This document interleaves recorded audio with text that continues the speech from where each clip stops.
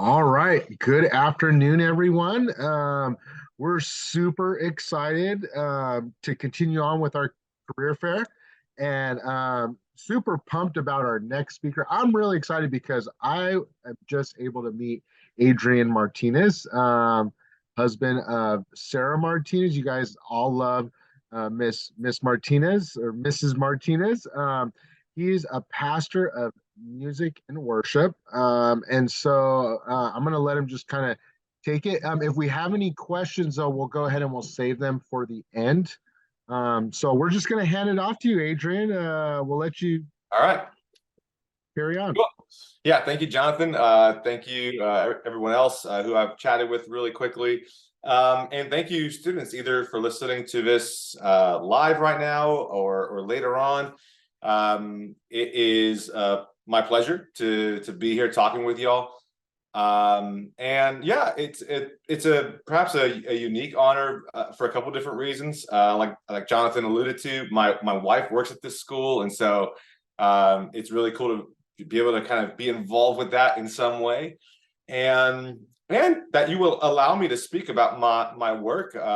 It's a bit unique, and I've never been able to do something like this before, to kind of just share about my job with maybe people who aren't already doing the same kind of thing, or especially to younger students. And so for a lot of reasons, it's pretty unique, and I'm just really thankful for the opportunity, and hope that throughout my talk, I just allow you to see what the life of a pastor, maybe a pastor of music and worship in particular, is like, and how maybe like education can play a part in that, and how, if this is at all something you're interested in doing, or maybe even other pastors in your life, just to give you a sense of what they do and what their lives are like, and how you might be better prepared one day to be a pastor. Whatever those things are. Again, just thank you for watching this. So yeah, I am a pastor. I work in Riverside, California, where we live, at a kind of a small to medium-sized church called Redeemer Baptist Church. I've done this job to some degree or another for 15 years. So it's really wonderful being able to be in the same place and doing the same thing for a long time. For a long time, I was what's called bivocational, meaning I did this job and another job. Like this was not my day job. I went to work, I had other jobs, and then I did this on the side. Like it was my part-time job. But as our church grew, I've been able to now do this full time, which, since I started doing it, was what I wanted to do. And so it's been about five years now I've been able to do this full time, and it's been really wonderful. So like I said, I work at a church called Redeemer Baptist Church. This is like a picture of our church from a few years ago. That's me playing the drums. I'll talk more about kind of, it's weird that I play the drums and I do the job that I do. That's me, and that's us. That's what it looks like kind of to do this work at least one day a week. But everything kind of leads up to this. And if you have ever been to a Christian church, and this is maybe a familiar scene. But yeah, this is me, and this is us. This is what my job looks like some of the time. I have another picture later on to show you what my job looks like, and they're very different worlds, even though they're related. But yeah, I wanted you to kind of see a little bit of what I meant, or a little bit of like my world there. So let's start with, what is a music and worship pastor? Sometimes, they're called music pastors. Sometimes they're just called like music directors or whatever. Typically a music and worship pastor is a lot of things, actually. And I can speak from my experience. Like it certainly involves quite a few different like hats. You're wearing a few different hats throughout the day or at one time. And so I'll start with like kind of the role of pastor. I'm not just like a music and worship like director or leader. I am a pastor. And so that has meaning outside of like relating to music and worship. One of my, or like the biggest part of my job is caring for the spiritual lives of the people here at the church. That's kind of what a pastor does. We care for the spiritual lives of people, and not just their spiritual lives, as if their physical lives don't matter. They matter a great deal. But we're caring for them, caring for their souls, caring for their lives. At our church, we have about 300 members, and we have more than that who attend here. But our membership and people who attend is around 400. And yeah, my main responsibility is to care for them, is to like a biblical term is like to shepherd them. You've maybe heard like Jesus being talked about as like a shepherd, somebody who cares for like sheep. Well, the Bible uses that language on purpose, and so pastors try to do that same thing, like be a shepherd, caring for the people in their flock. And so yeah, that's like a huge part of that. I'll maybe get a little more into that when I talk about like a day in the life of my job. But I'm a pastor. I'm also a planner. That's like a huge part of what my role entails, because what I'm doing every week is getting us ready for that Sunday worship gathering. So again, if you have kind of any context in like maybe Christian church world, you know that typically it's like you go to church like once a week. Well, that's the thing I'm mostly getting ready for all week long. And so it takes a ton of planning and a ton of writing. And so I'm a pastor. I'm a planner. I have to plan like a bunch of different things, scheduling volunteers, picking out songs we're gonna do, arranging songs. That's like when you have like a song, but how are you gonna do this song? Like, how are you gonna play it? How are you gonna sing it? And so just making some of those musical choices. And then writing a bunch, writing things like prayers, writing explanations of things. And so there's a lot of writing that goes into my particular work, maybe not all pastoral work, but my particular work. And then there's the role of being a musician, to be not just a pastor, but like a pastor of music. You are necessarily going to be a musician. You have to be a musician. Almost all the time, people in my role are either piano players or guitar players and singers. And I'm not really those things. Like I was saying earlier, it's kind of strange that I play drums. I am primarily a drummer. I play a little bit of guitar and piano. I am not a singer though. And so that's not normal. But it's something that I'm thankful that my church is, okay with. Otherwise, I wouldn't have a job. But what all that means is that we have a team of musicians who I schedule and work with. But I'm never like primarily like that person like out front, kind of like in the spotlight, if you will. Although our church doesn't have spotlights, but that's not me. I'm very much like in the background. I am the band leader. But I do that from the drums, which again is not that unique, but it's the instrument I love and it's what I play. And but yeah, you're going to be a musician, or you have to be a musician, right? If somebody said, "Oh, I want to do this for a living," probably the second question that the church would ask is like, "Well, what do you play? What do you do?" And you have to have an answer to that question. It has to be something, you know. And so yeah, being a musician is certainly like a big part of this. And then art, sometimes, a lot of times, the person in this role gets tasked with some artistic things. And I was sure to include that because I do a lot of that stuff at our church. My degree is in visual art, so that works out really well. But I know that's not just me. That happens to a lot of people in this role.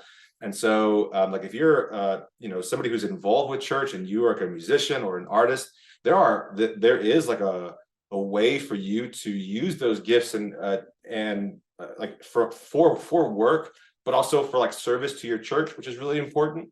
And so I love that I'm able to do these things and use these things, these gifts that I have enjoyed my whole life, and use them for other people in this context and use them for work. It's really great.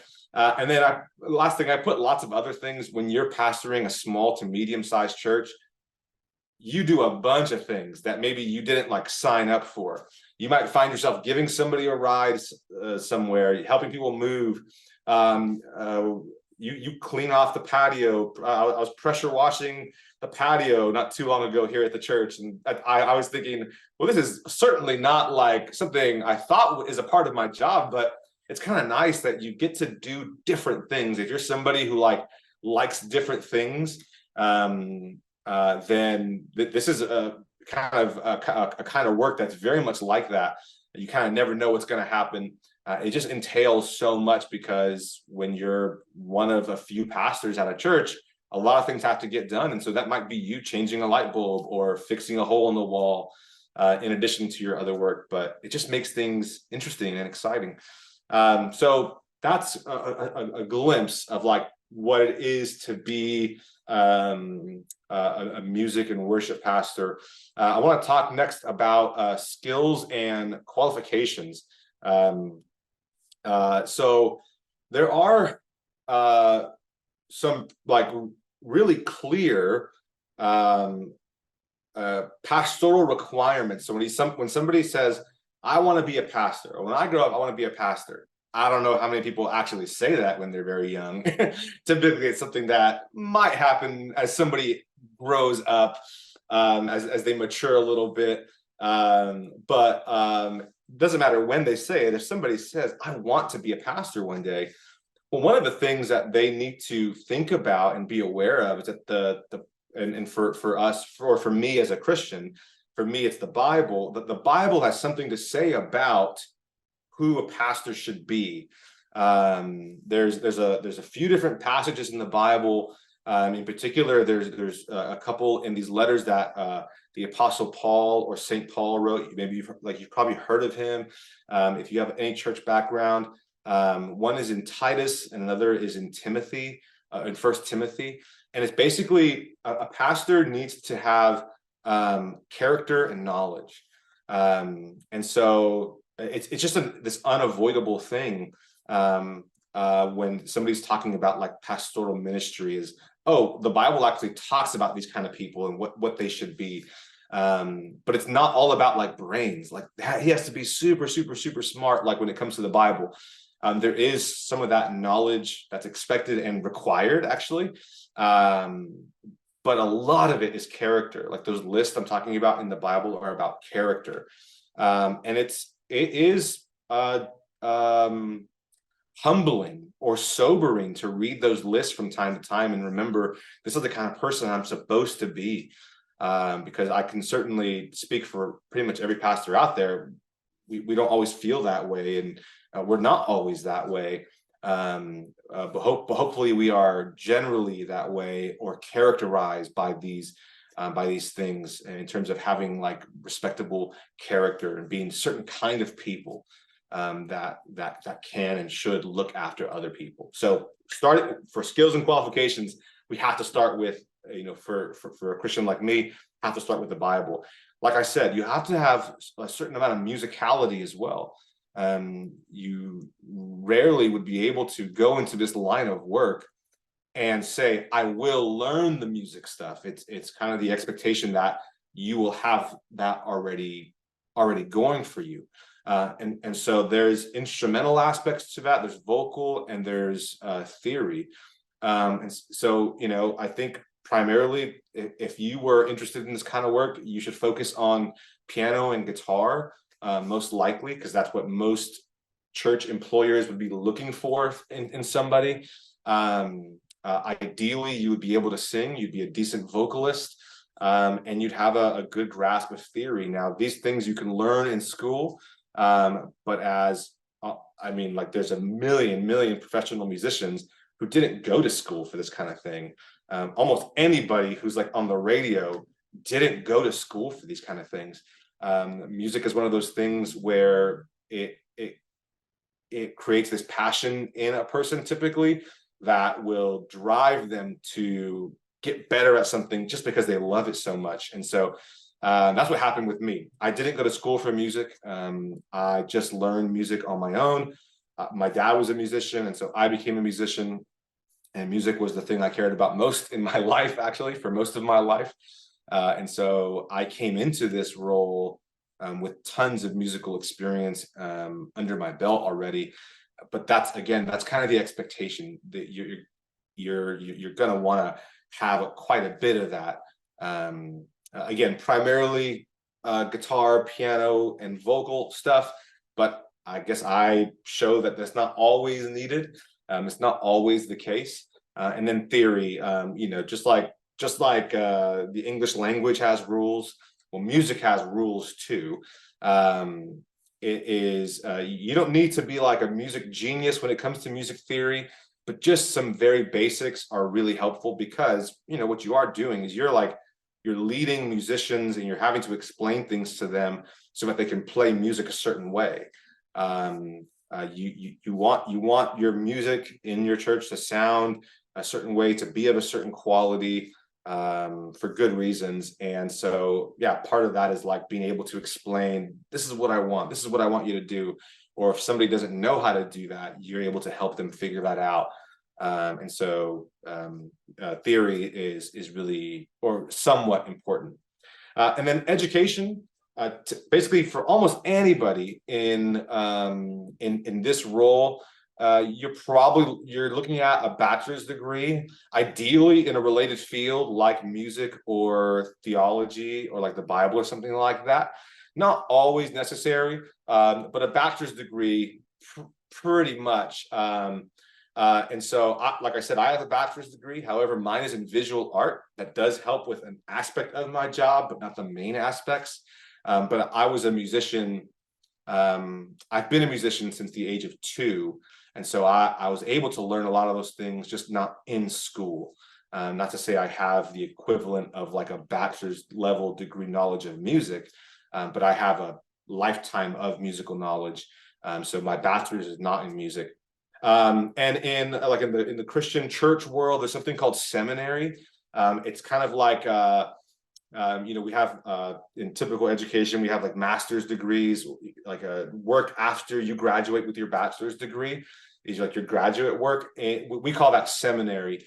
And it's really, really great if somebody who wants to like be in ministry, be a pastor, can go to seminary, where they devote a few years basically to learning all about the Bible, all about church and ministry. It really helps prepare somebody. I didn't do that. I wasn't planning on a life of ministry. I was planning on a life of art and art history, and ended up getting asked to do some of this music in the church stuff. And so I think I was right at that point where I maybe would have needed to pick to do more school like seminary, but I didn't, because I needed to work. Because I needed to eat food. And so sometimes that happens. And so I didn't go to seminary. I never have been to seminary. And so it's a lot of extra work. It's a lot of work on your own time, and reading and taking classes through the internet, whatever you can. It's a lot of work. I do recommend people, if you do want to do this kind of thing, seminary is very helpful. Otherwise, you're having to kind of make up a lot of ground on your own time. But that's some like skills and qualifications for somebody who does this kind of work. And then one of the last things I wanted to share was like a day in the life. And like I showed you that picture before of that, me on the drums and like the band's up there, everybody's there singing. Well, that's one day a week. The other 5 or 6 days a week, this is a lot of what I see. This is my desk that I'm sitting at right now. This is not a live picture, but I did just take this a little while ago. And so a lot of times a pastor's work, especially a pastor who does what I do, a lot of planning, a lot of writing, a lot of communication, this is what you see. It's not all this, but this is a part of it. I mean, obviously you don't have to choose to work at a desk. You can choose to work at a coffee shop, which is a nice aspect of a job like mine. But I have an office here, and so I'm able to to sit at a computer like a lot of jobs require, and do my work. You see I have a guitar there because I have to plan things out musically, and I have a little piano, as you see, also on my desk. So music is a big part of what I'm doing, but there's a lot of other things. And so just real quick to talk about the kind of day in the life. The first thing I wrote is flexibility. It's not like the biggest thing, but it is this unavoidable and really nice aspect of a job like mine. I think almost all pastors would say this, is they have to be flexible.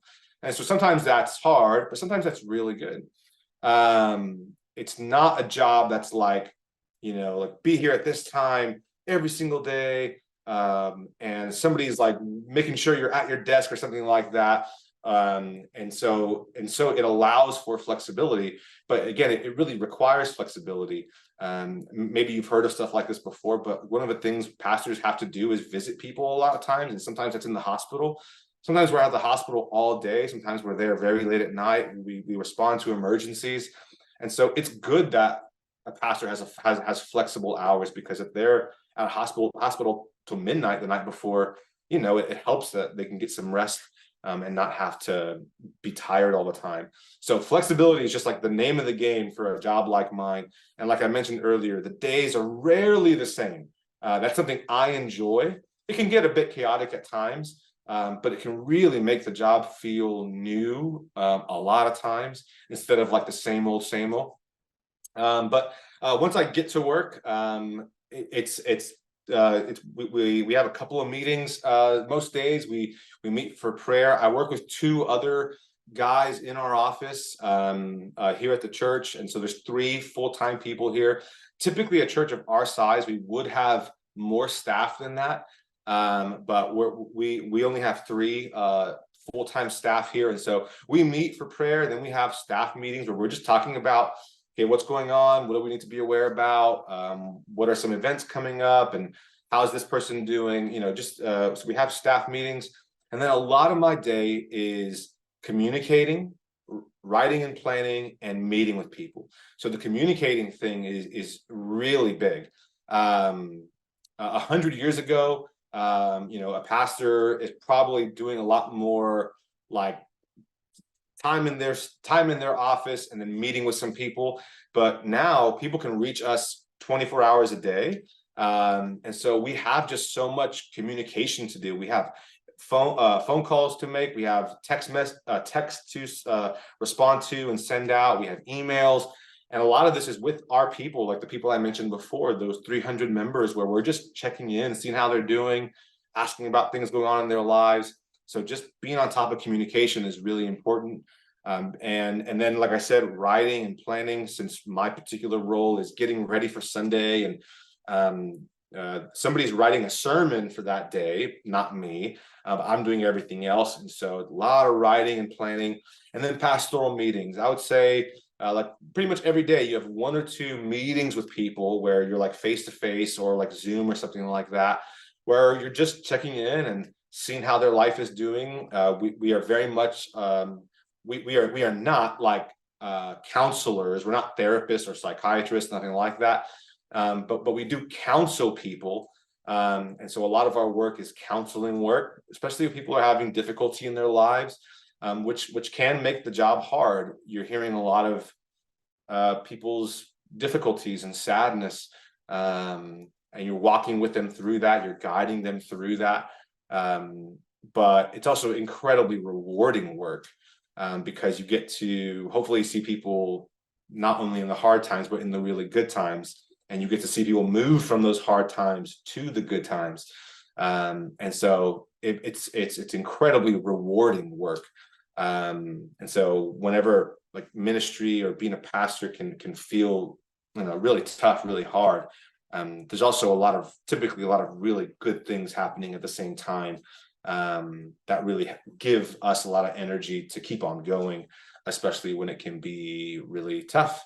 And so that's kind of hopefully a helpful brief glimpse of my role, my job as a music pastor. I hope you see some of the general stuff about being a pastor, but then some of the special stuff about being a music pastor. Yeah, I don't know if there's anybody watching this right now besides the teachers. Maybe there is, but they could have questions, or if there's any students watching, you could have questions. Heck, you could even reach out to me for a question any other time. I'll be happy to answer that. Since you know how to reach my wife, you know how to reach me. And so if this does interest you, you are more than welcome to reach out. But yeah, is there any questions for those watching?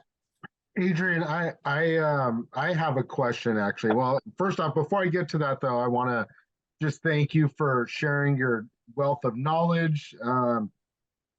We appreciate you taking the time, and it means so much. Just kind of have a question. So we have students. Oh man, in my years of teaching, whether at Job Corps or with our current school, I'd have students who maybe they weren't Christian and they loved serving, they loved helping others, they loved helping their community. Um, do you have any advice for, and I know we have students who are certainly, they practice the Christian faith, but then we have students who don't, but they're givers. They love to Mhm. give. What would you say to them as far as like a next step? So a Hmm. next step to serve. Uh, Yeah, yeah. That for those students, man, that's wonderful. Like we need people like that, as in like the world needs people like that. One of the things that this is probably isn't unique to being a pastor. Maybe just as you grow up, you realize, man, a lot of people in this world need help in a lot of different ways. Um, if you're a young person and you're kind of wondering like what is my next step, if not to becoming a pastor but to being helpful, like I want to help people, um I would think as small as possible.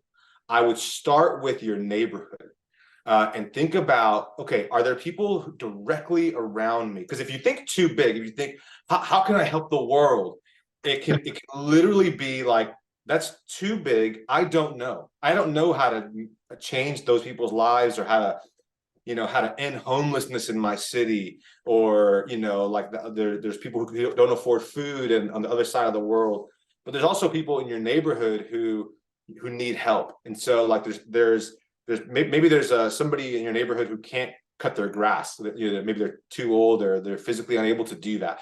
There's a lot you can do in your neighborhood. There's maybe somebody who needs like a babysitter. And so I would say start as small as possible. Start in your home or just outside your home. And then from there, you're able to go out and grow out from there. But start small, because again, starting up while there are global problems, it can feel like I don't know what to do, So start small, and you'll get there. You'll get to that Bill Gates point of like, you're eradicating diseases like Bill Gates. God bless him, and thankful for that. But start small is probably the way I would say, right outside of your home. okay, great. I also had a follow-up question. The artist, right? When I was listening to you, I was thinking, wow, this man is a leader and he's an artist. And so, so we have a lot of students who are certainly artists. I mean, they're gifted, they are talented. They've shown me their work, and I'm like, wow, uh, amazing, amazing. What would you say to them if they want to share their work and they don't know how to, or they want to get Hmm. their work out there? Whether that's music or painting or, I mean, crocheting, like there's just, I mean, all of the above. What would you Yeah. say to those students who want to get their art out there and maybe they don't have I think that that's beautiful that you get to share your art with your Mhm. church community, but Mhm. maybe they don't have a platform like a Yeah. church Yeah. community. Yeah. A couple of things. There is a very small book by an artist in Texas named Austin Kleon called Show Your Work. And that entire book is about what Jonathan just asked. Like, how do I get out there? Because that's an important aspect of art making is showing others your art and seeing how it's perceived, right? Like telling a story. His whole book is about that, but it's really small. It's a great, like, fun book. Show Your Work by Austin Kleon, Kleon. Highly recommend it. And he literally takes you through, like, step by step. Or here's one thing you can try. A big thing for him is, like, a lot on the internet is free, and so, like, if you don't have, like, a platform, is like you can put something on the internet for very little, if not no money, and begin to just show your stuff that way. And so, Austin Kleon's way of, like, the internet, I think social media can be a really terrible place, but there are ways to use it, like, like, there are good ways and helpful ways to use it. And to show your art is one of those ways, so yeah, that approach. And also, depending on the age of the person, almost at least maybe I'm, because I live in a somewhat medium-sized city, a little spoiled, there's art communities, maybe not in, like, every single town, but a lot of times artists feel this same problem of needing people to show it to, maybe lacking that. So if you can find other artists, you're probably going to find somebody who is in that same boat of, like, oh, I want to show my art to somebody too, and so if you live in a small to medium-sized city, there probably are artists there, and that a lot of times generally speaking, artists are very welcoming, in terms of, like, kind of being open-armed, and really excited about even younger people doing art. They want to see these kind of things live on. I know it's maybe not incredibly common or appropriate for, like, young children to be, like, out on the art scene of their city, but there's artists everywhere who might be involved. But finding another artist is really important. And so if you can't do that where you live, honestly, the internet, and start with Austin Kleon. He's awesome. He has young kids, and so he really cares about, like, art and young people. He has a friend who I can't remember her name right now, but she runs a program called Draw Together, and her whole thing is, like, aimed toward children. And it's all about art education. And so, like, just getting involved in terms of, like, okay, what do these people, these are artists, they're professional artists, and they've done it. I should listen to them because they're not, like, out in some ivory tower, like, they are dealing with young people a lot of times. And so Austin Kleon, and again, I can't remember her name, but Draw Together is the name of her program. And then go the internet route if you can't find people in person. Thank you so much. I had a quick question.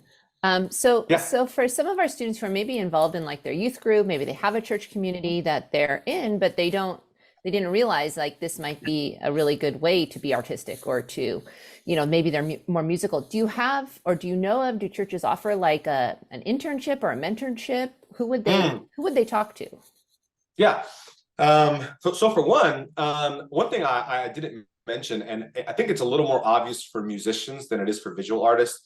For musicians, I think, again, if they're, like, in a kind of a more typical church context, they see all the time, oh, that person uses music to serve the church, right? Like, there's always that, like, visible thing. Very much less so for a visual artist, especially more and more as time goes on. But the church in, like, the Christian church, dating back to, like, over 1,000 years ago, dating back to, like, the Renaissance, and even before that in the Middle Ages, has been, like, the biggest, or we were, like, the biggest, like, proponents of art. Like, we funded art. I say we, like, I was there. The church funded art, and so the church and artists have this incredible history that's getting lost. And so if you are like a visual artist and you're in a church and you're wondering like, how in the world do I serve this? Or how in the world do I serve using my gifts? Even though it's a little disconcerting now, maybe your church doesn't have like a space for or a way that like visual artists can serve. There is a great tradition of that, and so it's not like completely out of the question, right? Yeah, a lot of times a church would have either internships, especially for music, less so for visual arts. Some churches do though. A lot of times it's just about asking and saying, hey, I do these things. I'm a musician, or I'm a painter. I'm a poet. And you know, you guys always talk about we should serve the Lord, serve the church. But this is what I do. How can I serve this way? You know, ideally, hopefully, your church leaders are going to have some ways that you can do that. If you're at the point of like, oh wow, this is like really good, you can make stuff that we can use. Or if it's like, let us help you learn how to do this. That guy can play guitar really well. Maybe he can teach you a little bit. Because that person hopefully is also service minded as well, you know, like he's being told to serve, or she's being told to serve, and so they're maybe, oh, I could serve the church by teaching this kid how to play bass or drums or something, you know. Yeah, the visual stuff, it's one of the things I'm working on in our church, is to change that culture. We have an arts group, and so I just know that's not how every church is. But don't be discouraged if that's you. You come from a great history of that, and it's not all lost. And so there are a million ways to do it. But yeah, it just starts with asking. And a lot of times, because we're trying to be like service minded and loving toward each other, it's like, oh yeah, maybe in an outside of this context, it wouldn't be the most normal thing to just walk up to somebody and say, can you teach me how to do this? But in a church, a lot of times that maybe is more normal. And would be kind of reciprocated with positive, you know, or you'd be responded to positively.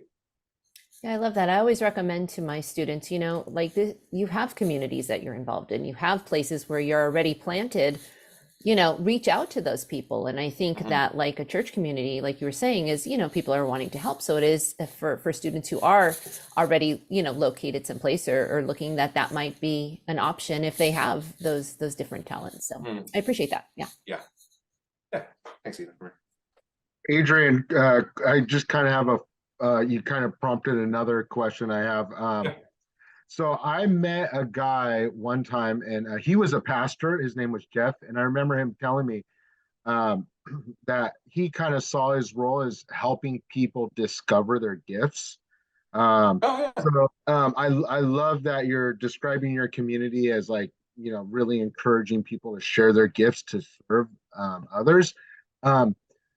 Do you have any, and I wish I would have asked him at the time, but I have you here now. So I get to ask another pastor. So what tools do you use for those people who feel like, I don't really know, they're like a deer in the headlights. I don't know what my gifts are. I don't know what my talents are. I kind of have you know, some hobbies, some interests, but I'm still trying to figure out that gifting. What tools could you recommend, or, you know, to our students? I don't know if I know of many like tools, like resources. But one of the things that I think we experience from my experience over the years, and like I said, I've been here for 15 years, and so it's like, you know, in some ways that's limiting. I've experienced from like one place for so long, but it's also really helpful. You get to drill deep, you know, in one place for a long time. It's not so much like a resource, like, oh, like figure out what your gifting is, you know, at this like website or read this book. But a lot of times you'll hear people talk about like calling, right? And that the idea of like gifts and calling typically a lot of times go hand in hand. It's important to remember that a call comes from outside of yourself.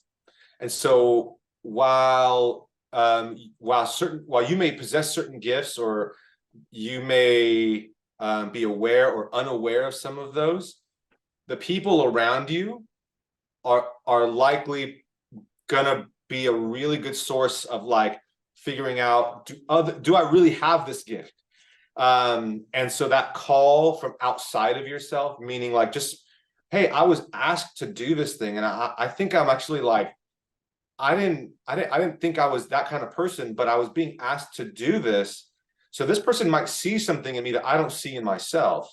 And so that community aspect is in our experience and in our teaching, a really big part of that like gift and discovering about yourself and learning about yourself, because the others around you, they do see you. And if you have like a hidden gift that you never show anybody, that's one thing. You know, it's one of the reasons you should be showing and saying, how can I help, and trying different things, trying different ways of help, or helping or serving. But also, if you have a community around you, people you trust, you can let them speak into that and say like, hey, we see this in you. And even though for you, that's kind of what happened with me. Like while I knew I was a decent musician, I didn't think about this part of my, like this role, like pastoring. I wasn't thinking about that. But then it was asked of me, and I said, really? Like, but there was something that some people saw in me. I think it was tiny glimmer, at that point. But if it was left up to me, I wouldn't have chose it. I wouldn't have chose it. But other people, but your community is a really big part of that. And so while I don't have a resource or a tool, so in the traditional sense, community is a big one. I love that. I probably wouldn't be in education if it wasn't for other people speaking into my life. So nice. For sharing. Yeah. I think we have time for maybe one more. We have about 2 more minutes. If not, we're gonna call it. Eva Marie, you got anything else? No more questions. I just appreciate you being here. It's a lot of great information that I think just, crosses over into a lot of different areas, which is awesome. Just some good advice in general. So yeah. Right on. Yeah. Grateful to have you. Thanks so much for having me. Yeah, thank you. And is it okay if we get those follow-up questions that we come up with a list, and maybe we won't blast your email out or anything, but well, I was about to ask because I'm okay with that. Okay, some of our speakers are, but we want to be respectful of that. Oh yeah. No, yeah. So my email is really easy. It's Adrian, it's my first name, Adrian at redeemerbc.org. B as in Baptist, C as in church. Adrian at redeemerbc.org. Great. And I'd be happy to hear from any of you. Awesome. Thank you so much. To our audience, we have one more speaker today. So, you got to show up. I'm not gonna let the cat out of the bag. So that concludes our presentation today. And thank you again, Adrian. And audience, we'll see you at the next one. Have a wonderful day, everyone. Thank you all.